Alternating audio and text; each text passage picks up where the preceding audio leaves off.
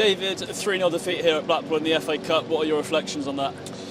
I'm really disappointed. I thought on the most part we were really well organised, and yeah, they were threatening. They had some really good players, but didn't ever feel like Luke had much to do. And then to give away obviously the first goal in the fashion, you know, it's a massive individual error or error between two really senior players who are good players, and you know, mistakes do happen, but to give a goal away in that manner is really poor. And then obviously we keep ourselves in the game. A couple of flashes across the face of goal, but I don't think Luke had loads of shots to make, and we have some ball wins, and you know, we have the one that flashes across at the end, and at the end of the first half, and you know, we're in the game. And then obviously we get to about 70 minutes, was it 75 minutes, and we bring Troy, Charlie and Callum on, and you know, you think, right, we're going to have a bit of a go, and the second goal's so soft.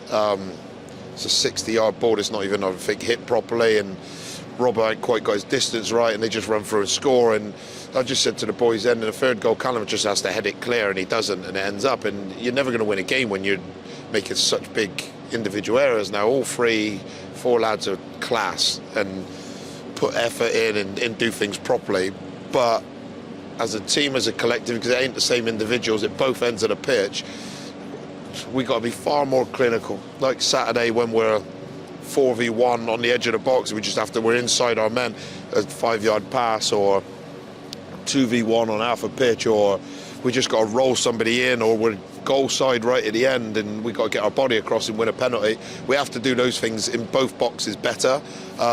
We've known it for weeks, we practice it, we keep going, and if we ever stop them, I think we'll turn it around. The boys were so organised for the most part to give such free soft goals away. It looks like it's been a hiding, and yeah, they had more possession. They're a good team and deserved their win tonight, but it wasn't a 3-0 game. It's just so poor, the individual errors we're making at the moment. I suppose, how much did you feel like you were still in the game at 1-0? Because you bring on Kyle, Callum and Troy, and it feels like the game's there, doesn't it? But I suppose the manner of the second and third, it seemed to go away so quickly, and it's not a 3-0 game like you said. No, it wasn't, and even so we bring them on and we chip one, and Callum gets in down the side, slightly miscontrols it when the goalkeeper's out of his goal, and you think, oh, this is why. And then we brought them on, and then, you know, we have a couple of combinations, and like you say, we're not getting stretched or stressed particularly. Boys carried out the game plan on the whole, and then it's just so poor. The goals are so easy, and it's, you know, as a coach, you look back and you want to help and support, and I do, and I will. But sometimes it's a head-scratching moment when there's such bad goals, and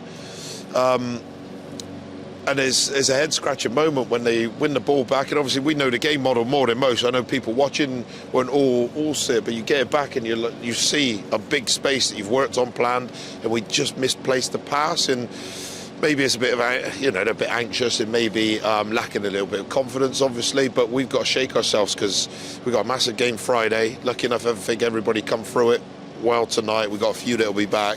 And if we could just have that little bit more concentration, a little bit more demand on each other. It's not a huge amount, it's just a little shift. I think these are games that we could win. We could have won tonight. So we'll debrief those couple of mistakes. We don't want them to happen. So it's important that you don't avoid those issues, and show them a couple of promising situations that never turn into much, and then start to work on Gillingham, because that's a massive game. It's an incredibly quick turnaround to Tuesday night, but I suppose the positives are you get minutes in Matty Stevens again, Reece Brown, and the likes of Troy coming off the bench as well, so you must feel in a good place going into it. Yeah, better than what we've had for a while, if I'm being honest. And Dabo will be back, and Dom Bernard's back after the birth of his son, and we wish him and his family really, really well. And obviously Reece Brown got his 20 minutes tonight, looked quite sharp actually, and yeah, I'm buzzing for Matty Stevens. I thought he looked physically really good, and although, you know, up front on his own tonight, worked his socks off, retained the ball really well, so we know what Matty can do, and we just got to get the ball in and around the box for him, because if we do, then we've got a chance of scoring some goals. So to get some minutes into people, and even the ones coming off the bench, because obviously we're not training much at the moment, so to get those minutes in the legs is important. That, you know, we now got people coming back, we just got to make sure we keep them on the pitch now for the long term.